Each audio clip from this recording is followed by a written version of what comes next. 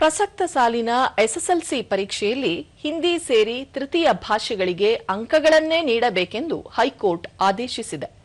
ವಿದ್ಯಾರ್ಥಿನಿ ಸಹನಾ ಆರ್ ನಾಯ್ಕ್ ಮತ್ತಿತರರು ಸಲ್ಲಿಸಿದ್ದ ಅರ್ಜಿ ವಿಚಾರಣೆ ನಡೆಸಿದ್ದ ನ್ಯಾಯಾಲಯ ಇತ್ತೀಚೆಗೆ ಗ್ರೇಡ್ ಬದಲಿಗೆ ಅಂಕಗಳನ್ನು ನೀಡಲು ನಿರ್ದೇಶನ ನೀಡಿತು.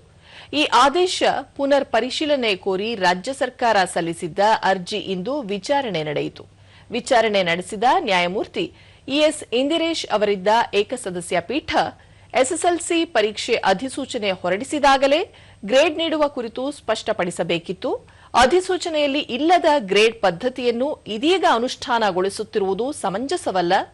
ನಿಯಮ ರೂಪಿಸಿದ ಬಳಿಕ ಸರ್ಕಾರ ಸೂಕ್ತವೆನಿಸಿದ ಕ್ರಮ ಕೈಗೊಳ್ಳಬಹುದು ಎಂದು ಆದೇಶಿಸಿ 2025-26ನೇ ಸಾಲಿಗೆ ಹಿಂದಿ ಭಾಷೆಗೆ ಅಂಕಗಳನ್ನೇ ನೀಡಲು ನಿರ್ದೇಶನ ನೀಡಿ ಅರ್ಜಿಯನ್ನು ಇತ್ಯರ್ಥಪಡಿಸಿದೆ.